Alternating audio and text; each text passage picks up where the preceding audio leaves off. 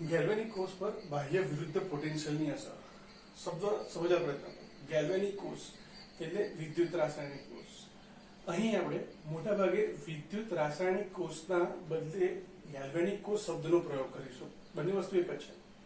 એટલે વીરા કોષની જગ્યાએ આપણે ગેલ્વેનિક કોષ શબ્દનો પ્રયોગ કરીશું. તો ગેલ્વેનિક કોષ એટલે કે વિદ્યુત રાસાયણિક કોષ ઉપર જ્યારે કોઈ બહારથી તો કે વિદ્યુત પ્રવાહ પસાર કરવામાં આવે એટલે કે બાહ્ય પોટેન્શિયલની અસર હેઠળ જો વીરા કોષનો અભ્યાસ કરવામાં આવે તો શું જોવા મળે?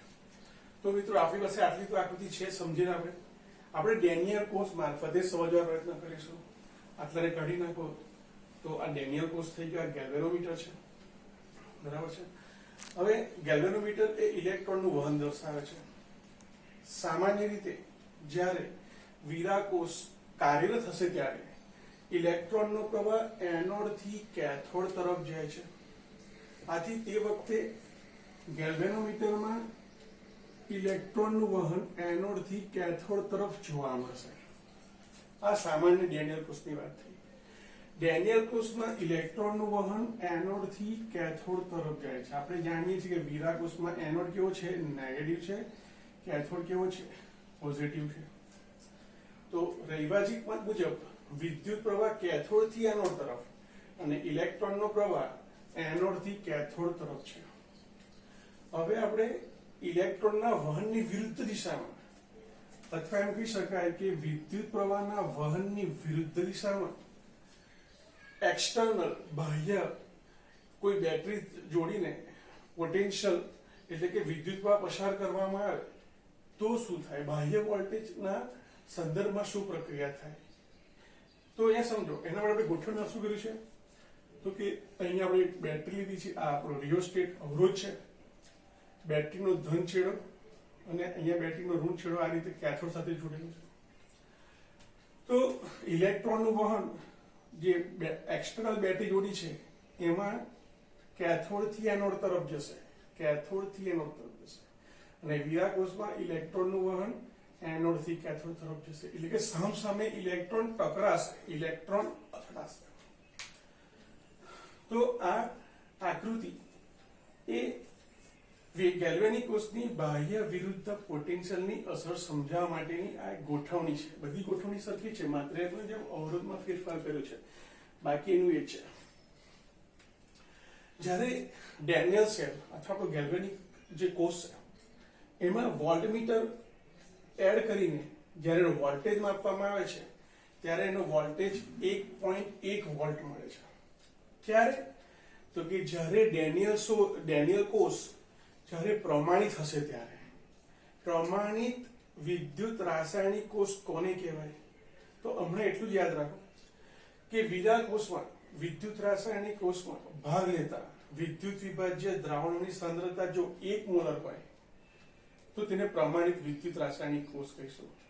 જ્યારે પ્રમાણિત વિદ્યુત ધ્રુવ હશે, વાયુમય વિદ્યુત ધ્રુવ હશે ત્યારે 298 કેલ્વિન તાપમાન અને 1 બારની જરૂર પડશે. અહીંયા એટલું યાદ રાખો કે 1 મોલ સાંદ્રતા ધરાવતા વિદ્યુત વિભાજ્ય દ્રાવણ છે, 1 મોલ ઝિંક સલ્ફેટ છે, 1 મોલ કોપર સલ્ફેટ છે. તો ત્યારે વોલ્ટમીટરની મદદથી જે વોલ્ટેજ મળે છે એ 1.1 વોલ્ટ મળે છે.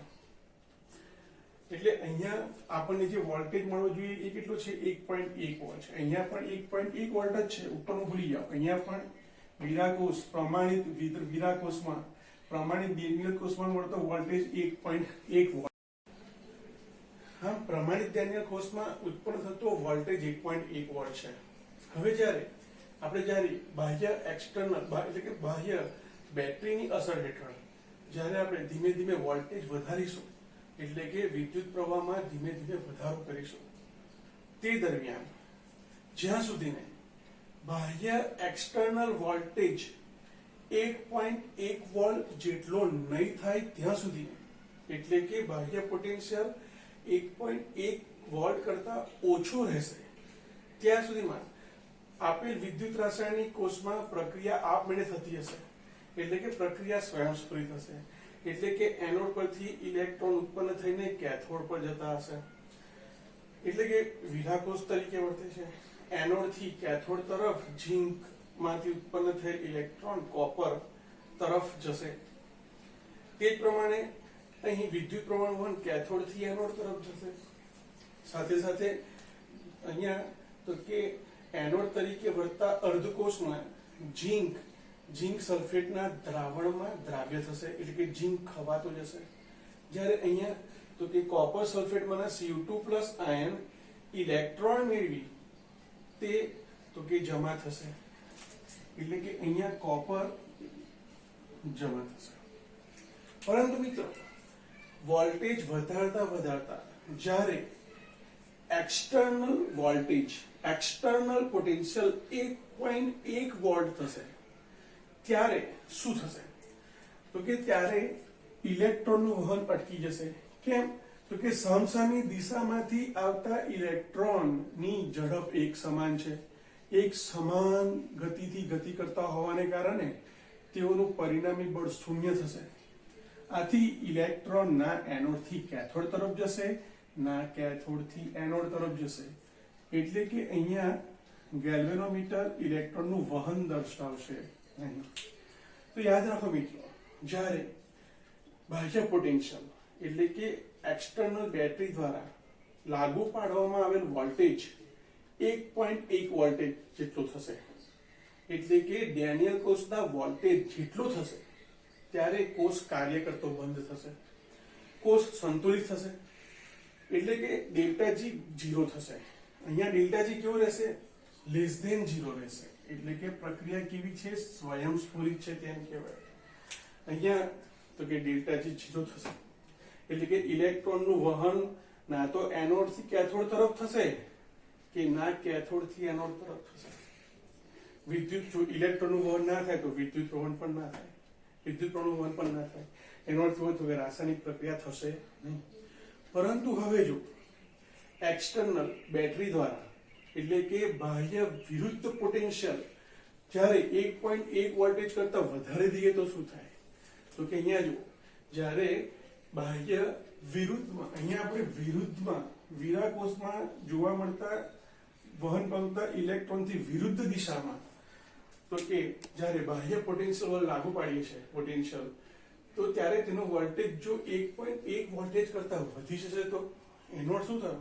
તો કે એનોડ થી કેથોડ તરફ જતા જે ઇલેક્ટ્રોનનું વહન છે, ગતિ છે, એના કરતા બાહ્ય પરિપથમાંથી આવતા ઇલેક્ટ્રોનની ગતિ કેવી હશે?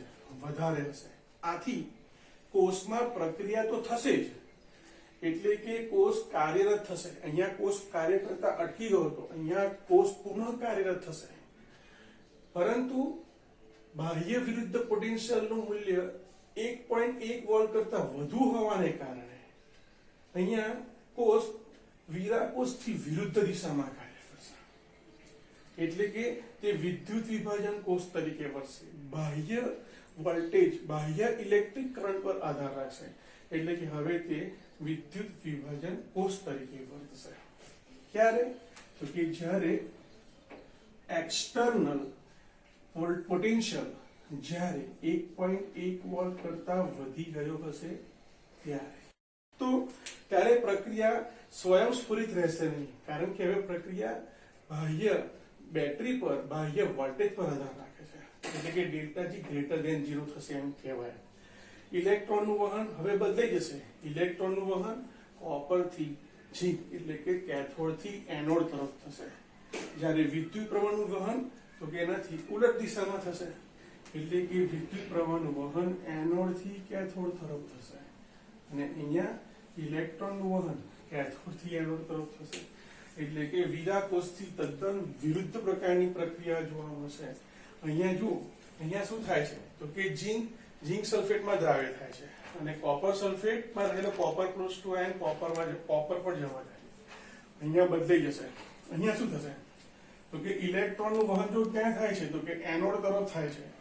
પરિણામે Zn+2 આયન તો કે અહીંયા ઝીંકમાં ફેરવાશે, એટલે કે અહીંયા ઝીંકનું પ્રમાણ વધશે અને અહીંયાથી ઇલેક્ટ્રોન વપરાય છે, એટલે કે અહીંયા તો કે કોપર+2 ના ફોર્મમાં દ્રાવણમાં જશે અને ઉત્પન્ન થયેલ ઇલેક્ટ્રોન કેથોડથી એનોડ તરફ જશે.